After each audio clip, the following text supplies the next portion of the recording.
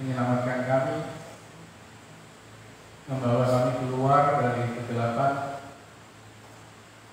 memasukkan kami dalam kelompok imamat-Mu yang berjaya, imamat yang kudus, yang memerintahkan kasih karunia keselamatan kepada siapapun di sekitar kami. Kami bersyukur kembali kami bisa merayakan momen Paskah, momen yang paling berarti dalam kehidupan orang percaya, karena momen ini mengingatkan kami bahwa Engkau mati di kayu salib dan juga bangkit. Dan karena Engkau sudah bangkit, maka kami yang percaya kepadamu juga dibaptiskan dalam kematian dan bangkitkan, berhak memperoleh hidup yang kekal. Terima kasih Bapa, terima kasih Tuhan Yesus, Allah Roh Kudus. Ini penuhi hati dan pikiran kami agar memahami firman-Mu, sehingga hari ini membawa perubahan yang besar dalam hidup kami, cara pandang kami terhadap Engkau, cara pandang kami terhadap hidup kami, cara pandang kami terhadap sesama kami. Haleluya, amin. Shalom. Keren banget ya, semua baju merah. Lalu kan mau dari sini, Pak. Sudah dari sini tadi foto baju merah. Udah. Biasa. Apa kabar? Puji Tuhan, hari baik, hidup pun bahagia. Baik. Bapak Ibu yang dikasih Tuhan, hari Jumat lalu kita merayakan Jumat Agung, hari di mana Tuhan kita mati di kayu salib. Tapi tanpa hari ini, tanpa Paskah, maka Yesus akan kita hanya anggap sebagai seorang martir, seorang yang baik, seorang yang mengajarkan hal-hal yang baik, mengajarkan bagaimana kita bisa menikmati kebahagiaan, mengajarkan bagaimana kita bisa hidup berarti buat orang lain. Tapi hanya itu. Jadi ya seperti guru-guru lain yang mungkin mengajarkan berbagai agama, berbagai ajaran, hanya sampai di situ. Kalau kisah mengenai Yesus itu berakhir di Jumat Agung, kita hanya akan mengenal beliau adalah seseorang yang pernah mati. Udah, itu saja. Seorang yang baik. Tapi puji Tuhan ceritanya nggak berakhir di situ kan? Ceritanya nggak berakhir di situ. Yuk kita baca dulu.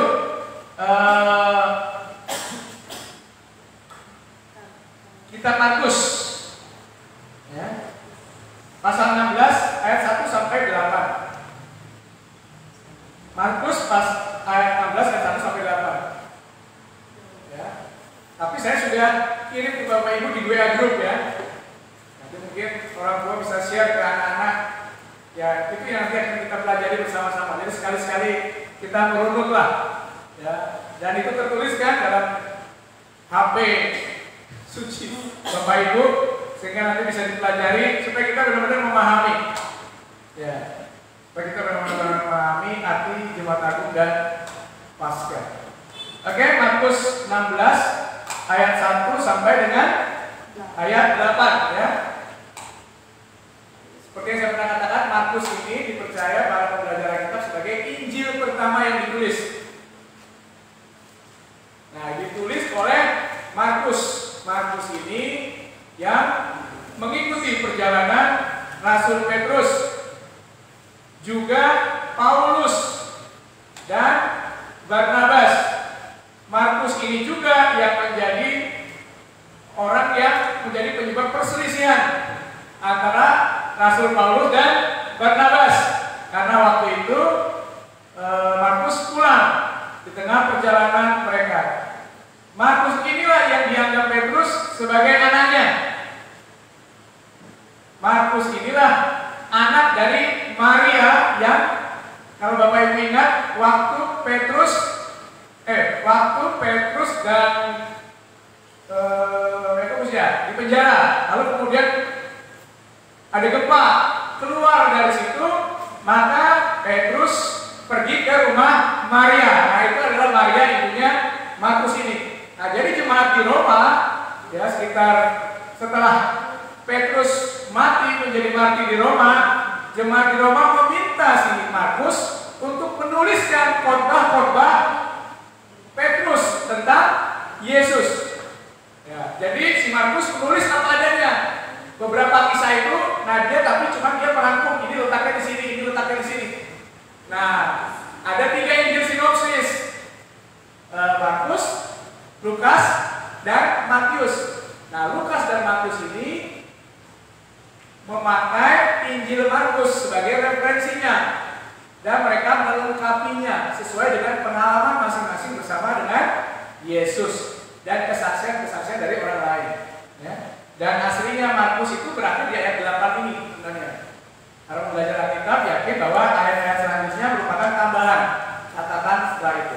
Baik ya, kita baca kitab Markus ini pasal 16. Setelah lewat hari Sabat, Maria Magdalena dan Maria ibu Yakobus serta Salome membeli rempah-rempah untuk pergi ke kubur dan meminyaki Yesus. Nah, ini agak aneh. Kan Yesus kan di balik batu gitu. Nah, gimana caranya mereka ini? Pasti mau minta bantuan prajurit kali ya untuk menggeser batu itu. Dan pagi-pagi benar pada hari pertama minggu itu setelah matahari terbit, pergilah mereka ke kubur. Mereka berkata seorang kepada yang lain, siapa yang akan menggulingkan batu itu bagi kita dari pintu kubur? Nah, tadi ya. Tetapi ketika mereka melihat dari dekat, tampaklah batu yang memang sangat besar itu sudah terguling. Jadi mereka nggak perlu minta tolong orang, batunya sudah terguling duluan. Lalu mereka masuk ke dalam kubur dan mereka melihat seorang muda yang memakai jubah putih duduk di sebelah kanan. Mereka pun sangat terkejut. Siapa ini? Malaikatnya. Ada malaikat di situ. Tetapi orang muda itu berkata kepada mereka, jangan takut. Kamu mencari Yesus orang Nazaret yang disalibkan itu. Ia telah bangkit. Ia tidak ada di sini. Lihat, inilah tempat mereka membaringkan dia. Jadi tempat di mana Yesus dibaringkan sudah kosong, tidak ada lagi mayat Yesus di situ. Tetapi sekarang pergilah, katakanlah kepada murid-muridnya dan kepada Petrus, ia mendahului kamu ke Galilea. Di sana kamu akan melihat dia, seperti yang sudah dikatakannya kepada kamu. Lalu mereka keluar dan lari meninggalkan kubur itu. Sebab gentar dan dahsyat menimpa mereka. Mereka tidak mengatakan apa-apa pada siapapun juga karena takut, shock. Shock karena ada orang mati bangkit. Ada orang mati bangkit. Tetapi yang membedakan bangkitnya Yesus dari Lazarus adalah Lazarus dibangkitkan Yesus kan? Tapi Lazarus akan mati lagi. Karena semua orang pasti akan mati. Tetapi Yesus dia bangkit dengan tubuh yang dimuliakan. Amin. Amin. Amin. Makanya tadi kita nyanyikan Yesus hidup. Nah, hari ini kita akan belajar mengapa Yesus harus mati gitu. Kenapa Yesus harus hadir di dunia gitu dulu. Kenapa? Lalu kenapa dia harus mati? Dan yang terakhir, oh iya, Yesus sudah bangkit. Lalu apa dampaknya dalam hidup kita? Oke, mari kita telusuri. Ya, sudah tadi pegang HP-nya, lihat di WA Group tadi ya, rangkaian ayatnya. Mari kita inikan dulu. Baik, semuanya itu kembali ke hari-hari setelah manusia diciptakan. Ya, waktu itu Tuhan menciptakan Adam dan iya, bukan Adam dan Thomas. Adam dan Hawa. Lalu ditaruh di taman Eden. Boleh makan semua kecuali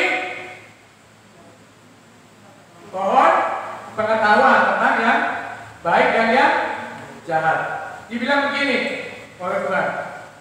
Kejadian 2 ayat 17. Tetapi pohon pengetahuan tentang yang baik dan yang jahat itu janganlah kau makan buahnya, sebab pada hari engkau memakannya pastilah kau. Tapi kan Adam dan Hawa masih hidup. Nah, matinya di sini adalah mati secara rohani. Artinya apa? Dalam bagian firman Tuhan yang lain dikatakan, sekarang manusia sudah bisa membedakan apa yang baik dan yang jahat. Tapi celakanya manusia tidak mampu melakukan yang baik itu. Karena apa? Karena rohnya mati. Jadi manusia mati secara rohani. Nah, kalau mati secara rohani, mampukah manusia masuk surga? Mampukah manusia masuk surga? Ya tidak. Ya. Karena yang masuk surga adalah roh. Roh kita sudah mati dan hubungan kita dengan Tuhan terputus. Nah, lalu cerita berikutnya apa? Adam dan Hawa waktu dia menyadari dia sudah berdosa, dia lempar mereka telanjang. Lalu malu. Bapak Ibu, kalau kita melakukan dosa, apa yang kita rasakan? Malu dan takut, betul? Malu dan takut. Lalu mereka mencoba menutupi ketelanjangannya dengan membuat pakaian dari daun, dari tanaman. Tidak bisa. Yang bisa menutupi dosa adalah darah. Nah, kita lihat Imamat 7 ayat 11. Kita baca sama-sama ya. 3, 2, Imamat 17 ayat 11. 3, 2, 1. Karena nyawa makhluk ada di dalam darah, dan aku telah memberikan darah itu kepadamu di atas mezbah untuk mengadakan pendamaian bagi nyawamu. Karena darah mengadakan pendamaian dengan perantaraan nyawa. Lanjut Ibrani 9 ayat 22. Dan hampir segala sesuatu disucikan menurut hukum Taurat dengan darah. Dan tanpa penumpahan darah tidak ada pengampunan. Makanya orang Yahudi dulu nggak boleh makan sareng. Tahu sareng nggak? Kalau orang Jawa tahu. Sareng itu masih apa ya? Darah diapain ya? Digoreng. Ah, saya senang banget. Tapi orang Yahudi dulu nggak boleh. Kenapa? Karena darah itu melambangkan perdamaian manusia dengan Tuhan. Jadi kalau orang Yahudi makan darah itu menghina perjanjian manusia dengan Tuhan. Nggak boleh. Nah, ingat kembali persembahan Kain dan Habel. Kain mempersembahkan apa? Sekolah minggu. Kain mempersembahkan apa? Sama-sama mereka persembahkan. Ayo cari dia kita. Kain mempersembahkan apa? Habel mempersembahkan apa? Siapa yang diterima persembahannya? Siapa? Ada anak remaja? Yang keras dong. Kain. Mempersembahkan apa Kain?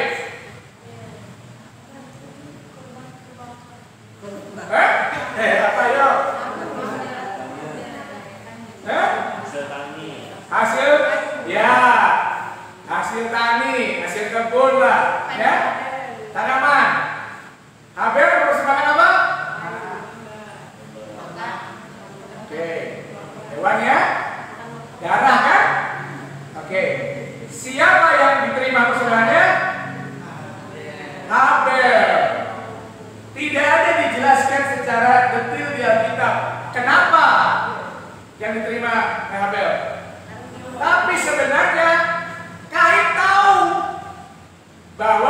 persembahan yang bisa mengampuni dosa adalah darah. Tanaman dipersembahkan, tidak ada darah yang bertumpah.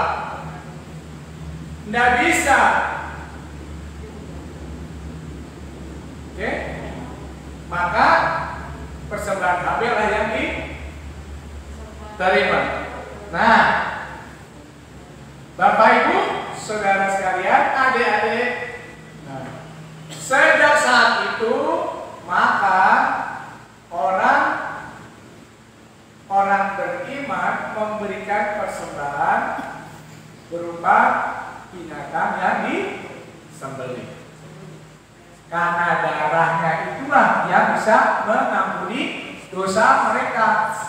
Tapi, nah itu dia. Dan kemudian pada waktu Musa memberikan hukum Taurat, ya, dari semua persembahan itu ada 7 malah, ya.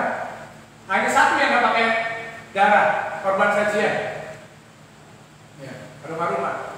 Yang lain semua pakai darah, karena hanya darah yang bisa mengampuni dosa. Tetapi, nah ini dia. Tetapi semua persembahan itu sebelum kedatangan Yesus hanyalah sebuah bayangan. Kenapa? Karena setelah mereka mempersembahkan korban, mereka berdosa lagi nggak? Berdosa lagi, bikin korban lagi. Nah, waktu menjelang mati, kira-kira masih sempat persembahan korban nggak?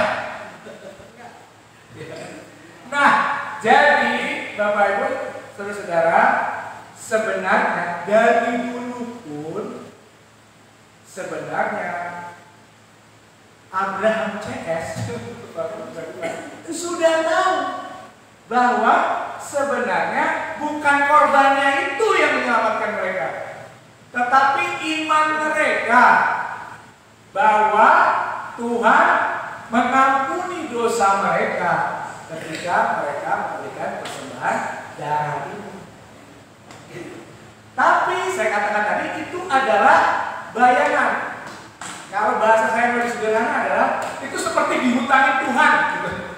Itu seperti dihutangi Tuhan. Oke, kalau kamu begini, ya, nanti kamu akan diselamatkan. Tapi gongnya itu benar-benar diampuninya itu setelah ada seseorang yang mati. Lagi ya, jadi semua persembahan dalam hukum Taurat itu adalah bayangan, seperti dihutangin duluan. Kamu lakukan itu, kamu imani itu, kamu diampuni dosanya, dikasih duluan.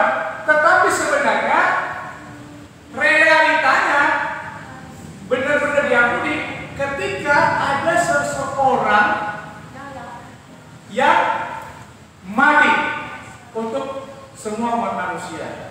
Di mana itu dikatakan?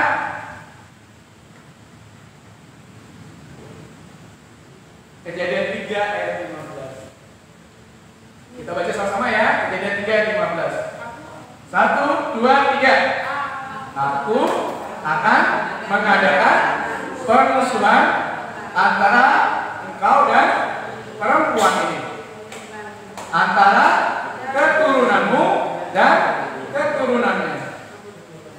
Keturunannya akan meremukkan kepalamu dan engkau akan meremukkan tumitnya. Ini engkau ini siapa ini? Ular ya, iblis. Oke? Keturunan perempuan ini siapa? Kita sekarang sudah tahu jawabannya. Keturunan perempuan ini siapa? Yesus. Oke? Nah, Yesus sudah meremukkan kepala ular ini? Sudah apa belum? Sudah? Oh, yakin loh. Sudah? Sudah? Amin. Tepuk tangan dulu dong. Ya, tepuk tangan dulu.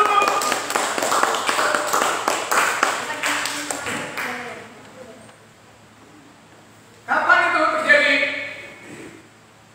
Kapan keturunan perempuan itu menemukan kepala ular,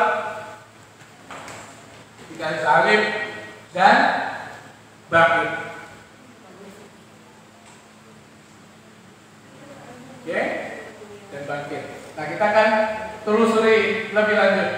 Nah, Bapak Ibu yang dikasih Tuhan, Ibrani 8 ayat 3 ini menjelaskan apa yang dilakukan oleh para imam besar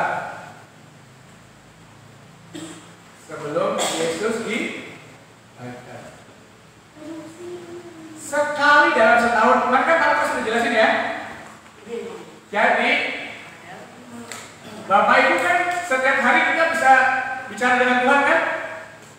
Bisa ketemu Tuhan kan setiap hari? Bisa? Di gereja? Di mana lagi kita bisa ngobrol sama Tuhan? Minta maaf, di toilet pun kita bisa bicara sama Tuhan. Betul? Oh, yang Israel dulu nggak bisa. Dia minta tolong imam besar untuk bicara dengan Tuhan. Nggak bisa sendiri. Dan berapa kali dalam setahun? Berapa kali dalam setahun imam besar menghadap Tuhan? Hanya sekali di hari pendamaian. Sekali doang dalam setahun. Itu pun Pak Lukas menjelaskan kemarin, kakinya diikat dengan tali. Karena namanya manusia, dia bisa saja berdosa. Nah, jadi bisa saja dia salah-salah mati. Masih ingat cerita itu nggak? Waktu tabut Allah itu dipindahkan, kan tabut Allah itu kan dipindah-pindahkan, direbut sama orang Filistin, ya. Lalu kemudian dipindahkan ke rumah seseorang, baru kemudian dipindahkan lagi, ya. Nah, ada anak Imam Eli yang kemudian tanpa sengaja memegang tabut itu. Apa yang terjadi? Mati. Ya, makanya tabut itu ditaruh di ruang maha suci. Ada tirai di situ. Tidak sembarangan orang bisa masuk. Imam besar pun masuk harus juga mempersembahkan darah dulu. Oke? Nah, kalau Yesus itu, si anak keturunan perempuan itu mau mengampuni dosa manusia, menemukan kepala ular itu, dia harus memberikan persembahan. Dan persembahannya harus tidak bercacat, tidak bernoda, suci, nggak pernah melakukan dosa. Ada manusia yang tidak berdosa? Ada manusia yang tidak berdosa? Tidak ada. Hanya Tuhan kan? Itulah sebabnya kita merayakan Natal. Karena pada hari Natal, firman Allah yang menciptakan manusia itu bersama-sama dengan Bapa itu hadir di muka bumi melalui kandungan si perempuan. Yusuf itu hanya nama bapak, tetapi Yesus ini bukan lahir dari atau sperma ya, bukan dari hasil hubungan Maria dengan Yusuf, tapi benih ilahi. Nah, jadi siapa Yesus? Yesus adalah satu pribadi dengan dua kodrat, dua hakikat, yaitu hakikat sebagai manusia. Karena kalau Yesus bukan manusia, ketika dia disalibkan, dia tidak akan bisa mengampuni manusia. Betul? Kan harus mewakili manusia dia. Makanya kemudian ada ajaran yang sesat. Di salah satu konsili ada yang mengatakan bahwa enggak, Yesus itu hanya satu kodrat. Kodrat ilahinya itu menelan kodrat manusianya. Gitu. Enggak bisa. Karena Yesus harus mati sebagai manusia. Sehingga dulu satu manusia mati, yaitu Adam, melakukan perbuatan dosa. Seluruh umat manusia berdosa, betul? Seluruh umat manusia mati. Sekarang ada satu orang yang mati dan bangkit, sehingga semua orang pun bangkit, hidup kembali secara alami. Maka sekali lagi, Yesus adalah manusia dengan dua kodrat, manusia dan Allah. Oke? Dia harus memberikan persembahan. Siapa yang dipersembahkan? Dirinya sendiri.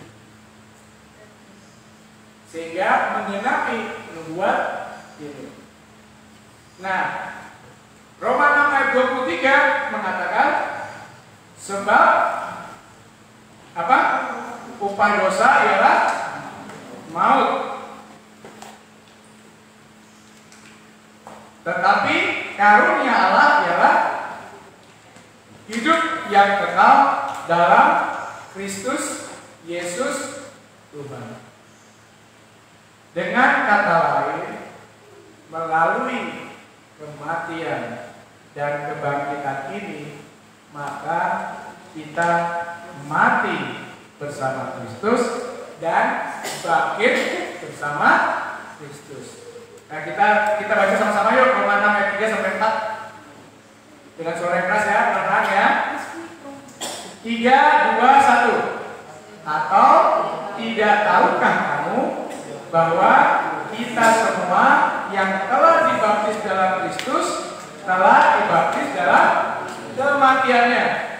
Dengan demikian kita telah dikuburkan bersama-sama dengan Dia oleh baptisan dalam kematian, supaya sama seperti Kristus telah dibangkitkan dari antara orang mati oleh kemuliaan Bapa, demikian juga kita akan hidup dalam hidup yang baru. Ya, sama-sama kiri kanan bilang, aku punya hidup yang baru. Oke. Ya, aku punya hidup yang baru. Kurang semangat kayaknya. Siapa yang sudah hidup baru angkat tangan? Amin. Oke. Ya, ingat waktu Nikodemus bertanya kepada Yesus, ini rangkuman dari berbagai ayat firman Tuhan supaya kita bisa mengerti dan menghargai Paskah.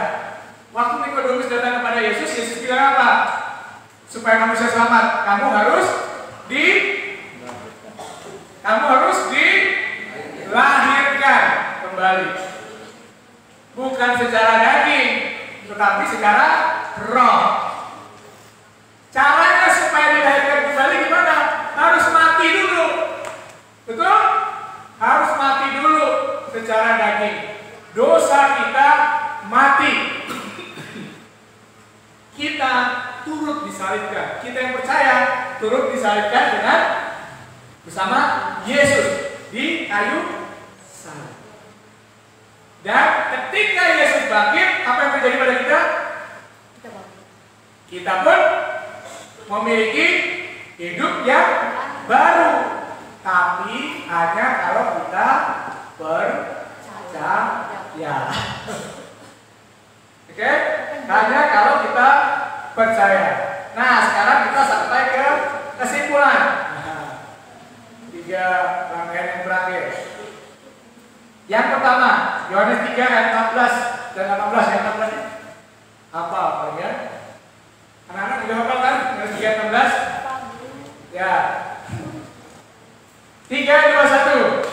Karena begitu besar kasih Allah akan dunia ini, sehingga Dia telah mengaruniakan anaknya yang tunggal, supaya setiap orang yang percaya kepadanya tidak melainkan beroleh. Haleluya. Nah, lihat ayat yang 18. Barang siapa percaya kepadanya, ia tidak akan dihukum. Barang siapa tidak percaya, ia telah berada di bawah hukuman. Stop di situ.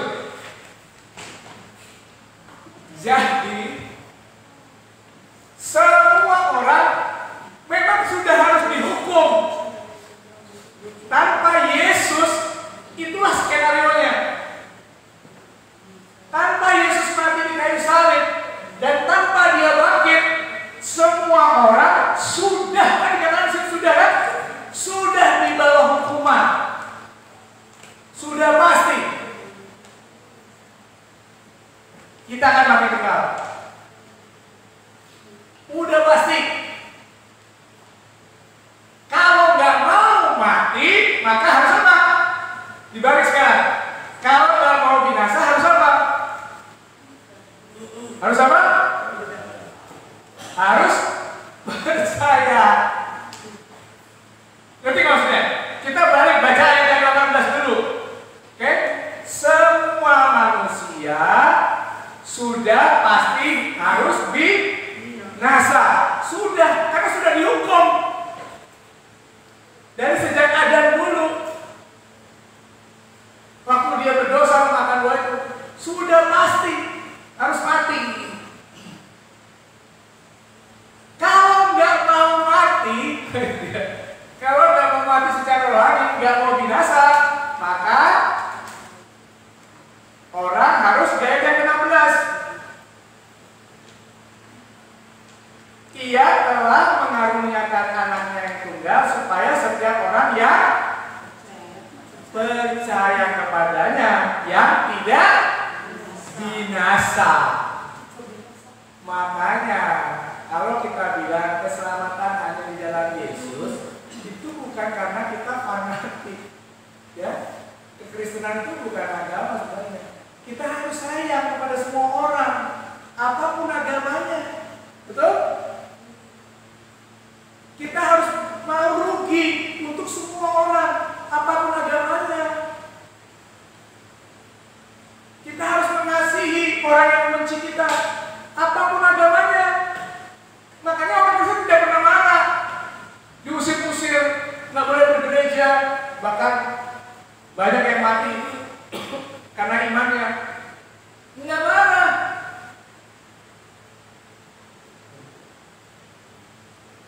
Tapi kita tahu pasti tanpa Yesus orang masuk mana? Orang masuk mana? Jadi anak-anak muda, kalau yang di sini dia, yang di sini ada banyak. Ingat ini, kalau jatuh cinta pastikan jatuhnya di tempat yang tepat. Ya, ya Bang Jagar, Kadel. Kalau jatuh cinta pastikan jatuhnya di tempat yang tepat. Pastikan jatuhnya di hati orang yang cinta sama Tuhan Yesus. Kalau tidak, kalian akan menangis sepanjang sisa hidup kalian. Karena pasangan kalian pasti masuk neraka. Anak-anak kalian kalau ikut pada pasangan kalian, dia akan masuk. Karena hukuman itu sudah dijatuhkan, udah ditok sama hakim. Pasti mati.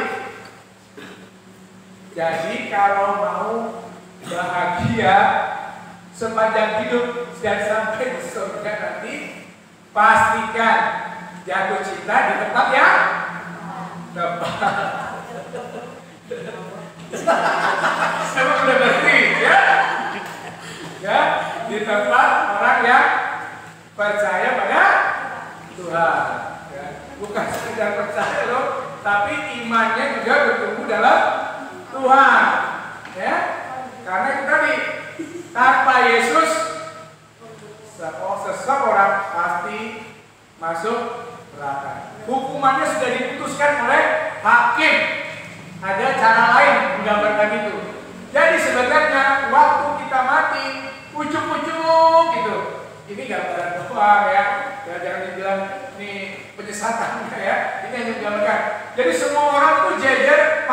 harusnya.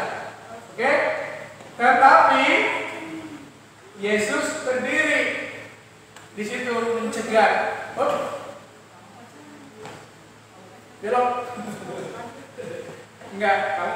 Kamu kesini, masuk ke surga dengan dia menunjukkan darahnya. Oke? Jadi Yesus lahir di dunia bukan mau memberikan ajaran baru, enggak. Ya. Dia hadir di dunia, mati di kayu salib, menyelamatkan kita yang harusnya mati masuk neraka. Haleluya. Siapa yang masuk surga? Katakan. Siapa yang masuk surga? Katakan. Udah, sama ini kanan, saya masuk surga.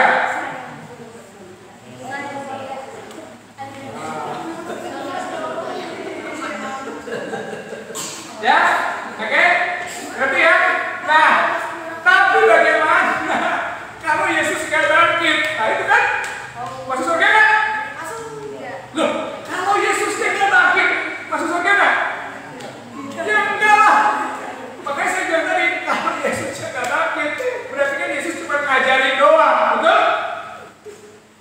Betul gak?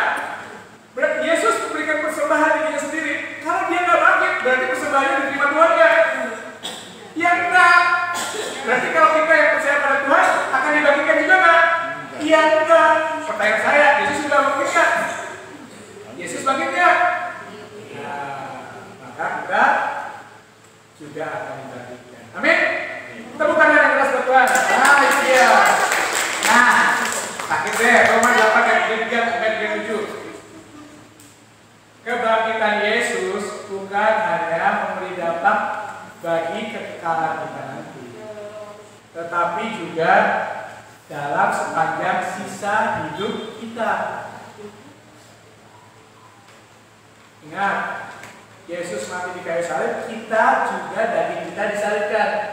Maka kalau kita bilang kita percaya sama Tuhan, harusnya kita tidak bisa berbuat dosa lagi, karena dosa kita sudah dipakukan, kedagingan kita sudah mati. Kita hanya bisa melakukan hal yang benar menurut firman Tuhan. Ya, nah, mari kita lihat Roma 8 ayat 33 sampai 37. Kita baca dengan suara yang keras. Para wanita baca yang 33 yang ganjil, para pria baca yang genap. Lalu ayat 37 kita baca bersama-sama. 3, 2, 1. Siapakah yang akan menggugat orang-orang melihat Allah? Allah yang membenarkan mereka. Siapakah yang akan menghukum mereka? Kristus Yesus yang telah mati, bahkan lebih lagi yang telah bangkit, yang juga duduk di sebelah kanan Allah, yang malah menjadi pembela bagi kita. Siapakah yang akan memisahkan kita dari kasih Kristus? Penindasan atau kesesatan atau penganiayaan atau kelaparan atau ketelanjangan atau bahaya atau pedang? Seperti ada tertulis, oleh karena engkau kami ada dalam bahaya maut sepanjang hari. Kami telah dianggap sebagai domba-domba sembelihan.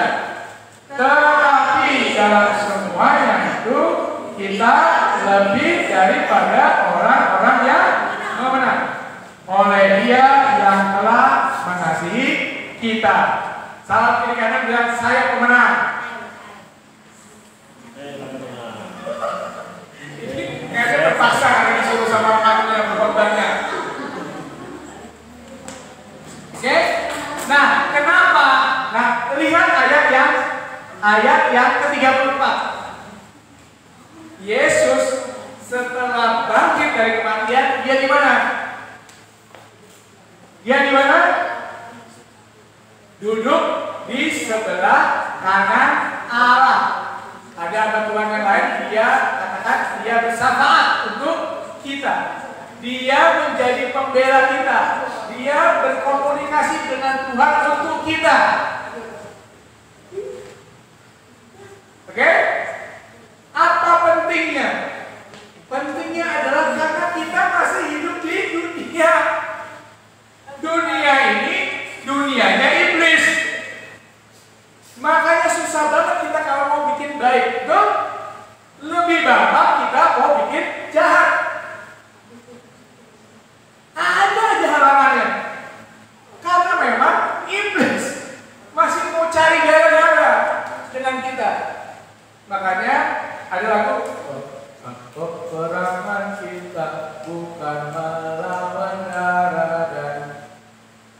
daging, tapi melawan roh-roh iblis. Dunia ini tempat peperangan kita melawan iblis. Makanya kita masih menderita penyakit. Makanya kita masih menderita kesusahan. Makanya kadang-kadang dompet kita tipis. Tipis isinya maksudnya. Ya. Rekening kita mepet. Makanya ada orang-orang yang masih menyakiti hati kita. Makanya kita sering dikecewakan. Makanya kalau kita bekerja dengan keras, kadang-kadang orang lain yang kerjanya santai malah dapat penghargaan yang lebih. Makanya kita diperlakukan dengan tidak adil. Makanya kita dianiaya. Makanya jadi orang Kristen jangan cengeng. Itu dia makanya dikatakan di sini kita ini seperti domba yang mau disembelih. Kesulitan itu jadi sahabat kita. Tapi Bapak Ibu, saya yakin kita semua saat ini punya pergumulan seperti itu. Sama saya juga. Kadang-kadang kita mau putus asa.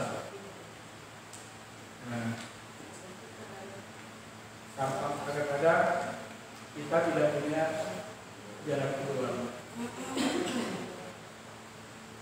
Nah, waktu keluaran yang pertama, waktu Paskah yang pertama, itu orang Israel, saya dengar lagi di radio, orang Israel kemudian berhasil keluar dari Mesir itu. Jadi ini sekedar mengingat lagi. Itulah yang terakhir itu Tuhan bilang akan membunuh semua anak sulung di Mesir. Betul? Ya. Di Mesir. Berarti semua kan harus mati anak sulung. Tapi Tuhan kasih anugerah buat orang Israel. Caranya gimana? Supaya anak sulung mereka nggak mati. Darah didapatkan kan? Dioleh di depan pintu. Supaya malaikat maut tidak masuk ke dalam rumah itu. Aman dia anak sulung di rumah itu. Nah orang Mesir kan nggak tahu. Ya maka malaikat maut itu masuk ke dalam tiap rumah orang Mesir, membunuh semua anak sulung. Akhirnya keluarlah Israel. Tapi belum berhenti di situ tantangannya. Mereka maju, disengaja sama Tuhan diputer, gitu. Bukannya lurus terus lewat pantai, gitu, tapi diputer sehingga ketika mereka lurus itu mereka menghantam apa? Bukan tembok, bukan gunung, tapi sungai. Dibilang laut, ya. Jadi sengaja itu Tuhan ngajak mereka seperti menghantam tembok. Mereka mau mundur, mau balik, pasukan Mesir sedang mengejar mereka.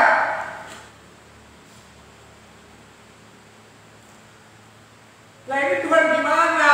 Gitu. Tuhan nyuruh kami keluar dari Mesir sudah berhasil, tapi kami kan jadi mati konyol, matinya di padang gurun, gitu. Maksudnya sudah keluar dari tempat perbudakannya, tapi nggak bisa nyebrang, pasti akan dibunuh oleh pasukan Firaun atau tenggelam. Kadang-kadang ya kita merasa begitu.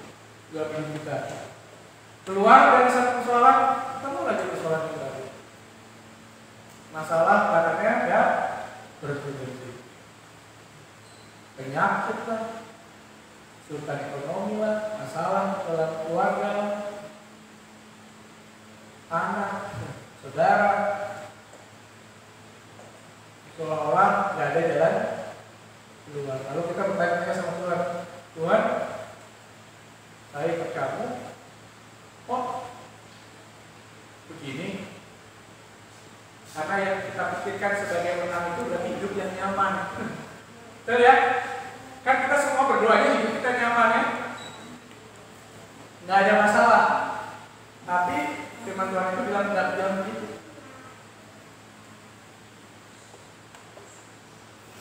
Tuhan izinkan kita berada dalam masalah supaya kita cari Tuhan, supaya kita dekat sama Tuhan.